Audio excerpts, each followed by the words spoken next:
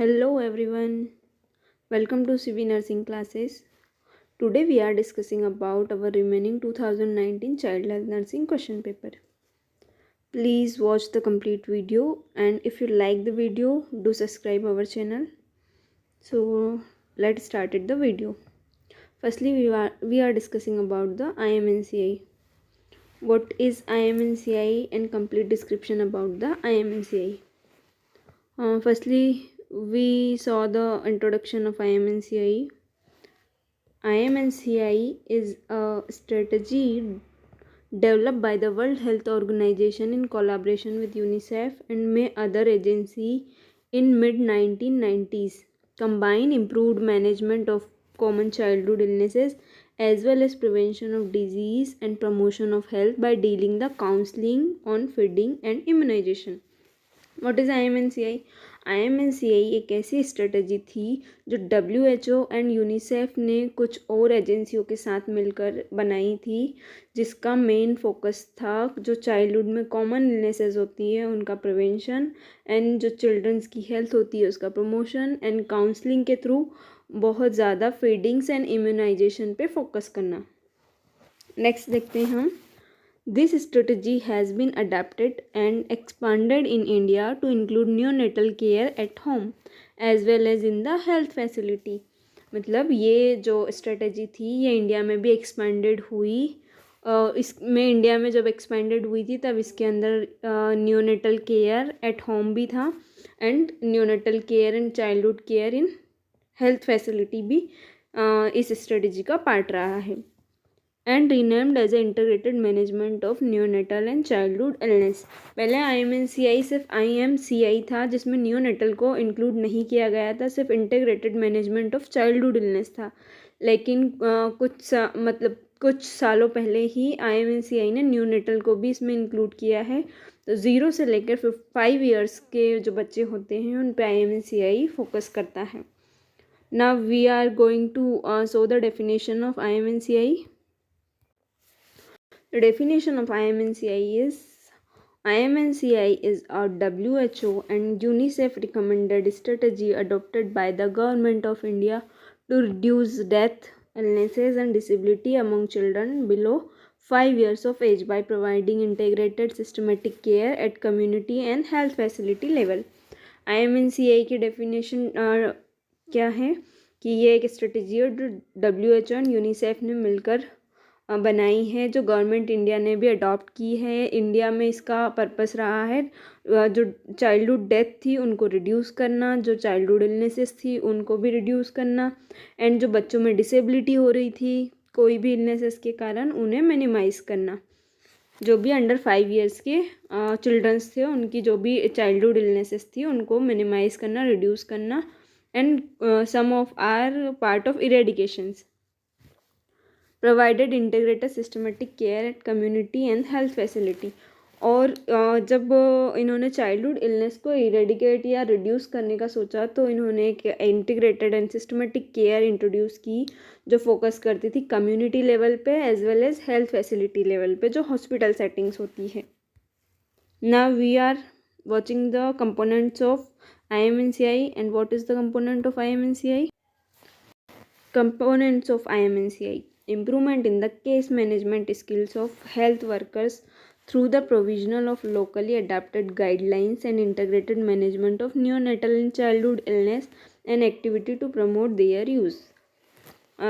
Component क्या था IMNCI का? फर्स्ट कंपोनेंट था कि IMNCI ने इंट्रोड्यूस किया कि जो हेल्थ वर्कर्स हैं, जो हेल्थ केयर स्टाफ्स होते हैं, उनकी स्किल्स में इम्प्रूवमेंट किया जाए, वहाँ की जो लोकली अडाप्टेड गाइडलाइंस होती हैं उन्हें फॉलो करने के बाद, ताकि चिल्ड्रंस को अच्छे लेवल पे केयर मिल सके और चाइल्डहुड इलनेसेस कम की जा सके।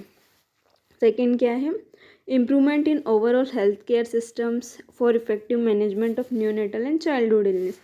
Improvement in health care system मतलब स्टाफ की स्किल्स के बाद हेल्थ केयर जो सिस्टम्स था, जो हॉस्पिटल सेटिंग्स थी, उनमें जिन चीज़ों की रिक्वायरमेंट थी बेबी के अकॉर्डिंग या चिल्ड्रंस की इलनेसेस के अकॉर्डिंग, जो भी मेडिकेशन, जो अदर फैसिलिटीज़, प्रोसीजर्स, जो भी चाइल्ड की इलनेसेस को क्योर करने में हेल्प कर रही थी, उन सारी चीज़ों में मेजर चेंजेस किए गए हैं जो कि बेबीज़ के लिए बेनिफिशियल हो और चाइल्डहुड इलनेस कम की जा सके। सेकेंड क्या था इसमें, improvement in family and community health care practices. Improvement in family and community health care practices में क्या था कि जो फैमिली और कम्युनिटी थी उसे इन्वॉल्व किया जाने लगा बाय हेल्थ एजुकेशन के थ्रू। हेल्थ एजुकेशन प्रोवाइड करके फैमिली एंड कम्युनिटी के जो मेंबर्स होते हैं उन्हें चाइल्ड इलनेसेस के बारे में बताया जाने लगा, माल न्यूट्रिशन, ताकि जो भी कम्युनिटी में कम्युनिकेबल डिजीजेज हो रही हैं उन्हें मिनिमाइज किया जा सके। अब हम देखेंगे प्रिंसिपल ऑफ IMNCI।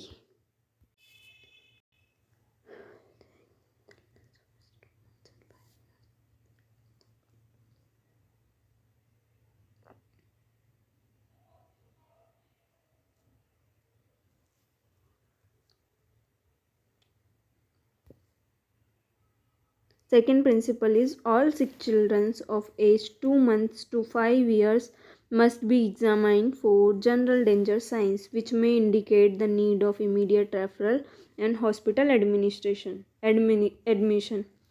मतलब जो भी 2 मंथ से 5 इयर्स तक के बेबीज़ थे, चिल्ड्रंस थे, उनमें डेंजर साइन चेक करना कि कोई भी डेंजर साइन तो नहीं है, कोई भी इलनेस का इंडिकेशंस तो नहीं है जिससे कि उन्हें इमीडिएट रेफरल मिल सके एंड हॉस्पिटल एडमिशन करके उनकी चाइल्डहुड इलनेसेस को ठीक किया जा सके। IMNCI का थर्ड प्रिंसिपल है all sick young infant and children from 2 months up to 5 years must also be routinely assessed for nutritional and immunization status, feeding problem and other potential problem। मतलब जो भी सिक चिल्ड्रन से 2 महीने से लेके 5 साल के बीच के उनका रूटीनली असेसमेंट हो, उनका न्यूट्रिशनल स्टेटस कैसा है वो चेक किया जाए, उनका इम्यूनाइजेशन स्टेटस कैसा है, मतलब कौन कौन से वैक्सीनेशन हो चुके हैं, किन बच्चों के वैक्सीनेशन नहीं हुए हैं, और वैक्सीनेशन नहीं हुए तो उस सिचुएशन में IMNCI अल्टरनेट मेजर्स निकाले, या फीडिंग प्रॉब्लम्स तो नहीं है बेबीज़ में, या कोई पोटेंशियल प्रॉब्लम्स तो नहीं है, ये सारी चीज़ों पे फोकस करना। फोर्थ प्रिंसिपल है IMNCI का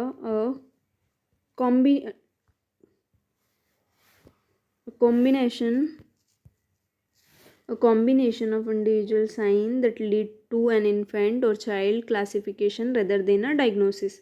Classifications as indicates the severity of conditions, they call for specific action based on whether the infant or child। मतलब इसमें चाइल्ड की डायग्नोसिस से ज़्यादा फोकस किया जा रहा था कि जो बेबी में कोई सिम्टम्स ऐसे तो नहीं दिख रहे हैं जो बहुत ज़्यादा सीवियर हो या मॉडरेट माइल्ड हो, जिस बेबी का पूरा कंप्लीट असेसमेंट होने के बाद उन्हें कैटेगराइज किया जाता है कि अगर बहुत ज़्यादा सीवियर कोई इलनेस है तो उन्हें हॉस्पिटल रेफरल किया जाए, एंड मॉडरेट हो तो उसका जो मैनेजमेंट है वो कर सकें, एंड अगर माइल्ड है तो उसका होम मैनेजमेंट या होम केयर कैसी होनी चाहिए उसका कंटिन्यूस ऑब्जर्वेशन था। उसमें 3 कैटेगरी थी, should be urgently referral for the higher level of care, मतलब जो सीवियर थे उन्हें अर्जेंटली रेफ़र किया जा सके, require specific treatment such as antibody biotics and anti malarial treatment. मतलब जिन बच्चों को कोई भी इन्फेक्शन है या मलेरिया या अदर डिजीज़ से अगर वो सफ़र कर रहे हैं तो उनका मैनेजमेंट किया जा सके, और अगर बेबी में कोई माइल्ड प्रॉब्लम है तो उसे होमली कैसे मैनेज किया जा सके, घर पे कैसे कंट्रोल कर सके, उसके भी मेजर्स IMNCI ने बताए थे। अब हम देखेंगे IMNCI की क्लासिफिकेशन।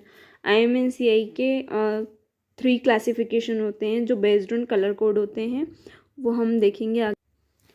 IMNCI की क्लासिफिकेशन में 3 कलर कोडिंग दी गई है। फर्स्ट है पिंक कलर। पिंक कलर में उन बच्चों को कैटेगराइज किया जाता है जिनको अर्जेंट हॉस्पिटल रेफरल की रिक्वायरमेंट होती है, जिनमें कोई सीवियर कंडीशन होती है, लाइफ थ्रेटनिंग डिजीजेज होती है जिससे कि बेबी की लाइफ सेव करना बहुत ज़्यादा ज़रूरी होता है, पिंक कैटेगरी में डाला जाता है और अर्जेंटली रेफरल किया जाता है, हॉस्पिटल में एडमिशन किया जाता है और उन्हें जो भी इसेंशियल के हेल्थ केयर फैसिलिटीज़ होती हैं वो सारी प्रोवाइड की जाती है। येलो कैटेगरी, IMNCI की येलो कैटेगरी में क्या रखा जाता है, yellow category indicate initial of specific treatment. अगर बेबी में कोई भी स्पेसिफिक बैक्टीरियल इन्फेक्शन हुआ है जो एक शॉर्ट लेवल पे मैनेज किया जा सके, जैसे एंटीबायोटिक ट्रीटमेंट देकर एंटी मलेरियल या जो भी ट्रीटमेंट उन्हें प्रोवाइड करके उनकी हेल्थ को बेटर किया जा सके, उसमें येलो कैटेगरी में चाइल्ड को डाला जाता है। देन ग्रीन में उन बेबीज़ को डाला जाता है जिनको होम मैनेजमेंट कर सकें, जिनकी इलनेसेस होती है जो बहुत ज़्यादा सीवियर नहीं होती है, माइल्ड लेवल पे होती है, और उन्हें होम लेवल पे मैनेज किया जा सके by health education and continuous observation. आगे के प्रिंसिपल देखेंगे। The IMNCI guideline address most but not all of the major reasons a sick infant and child is brought to the clinic. An infant or child returning with chronic problem, less common illnesses may need special care. A guideline do not describe the management of trauma and other acute emergency due to accident or injury. They also do not cover routinely care at birth. मतलब IMNCI का focus सिर्फ assessment and baby में कोई illnesses तो नहीं है, उनको categorise करना और उनको कैसे ठीक किया जा सके उनका अलग अलग लेवल पे कैटेगराइज करने के ऊपर बेस्ड था। IMNCI ट्रॉमा और एक्सीडेंट की इलनेसेस को फोकस नहीं करता था, उसके लिए अलग मैनेजमेंट होता था, लेकिन IMNCI रूटीन चेकअप में ट्रॉमा एंड एक्सीडेंटल इंजरीज को नहीं ऐड करते थे। IMNCI management procedure used a limited number of essential drug and encourage active participation of caretaker in the treatment of infant and childhood. IMNCI ने procedure use की limited number of essential drugs रखे and encourage active participation of care taker and treatment of infant and childrens. IMNCI ने जो procedure child की illnesses में required होती है उन्हें इंट्रोड्यूस किया। देन जो भी इसेंशियल मेडिकेशंस होते हैं उन्हें रखा गया, लेकिन वो मिनिमम नंबर में थे, बहुत ज़्यादा उन्हें ड्रग्स या बहुत ज़्यादा प्रोसीजर पर डिपेंड नहीं रखा। साथ में इंकरेज किया active participation of care taker में स्किल्डफुल स्टाफ भी हो सकते हैं जो हॉस्पिटल में केयर टेकिंग कर रहे हैं चाइल्ड की, एंड जो होम लेवल पे कर रहे हैं वो जैसे कम्युनिटी, फैमिली, मदर्स जो भी होते हैं उन्हें भी एजुकेटेड किया गया है जो चाइल्ड के ट्रीटमेंट में हेल्प कर सके। अब हम देखेंगे IMNCI की केस मैनेजमेंट प्रोसीजर क्या होती है, क्या प्रोसेस होती है। IMNCI case management process. Firstly, we are discussing about the assessment the young infant of children's health status.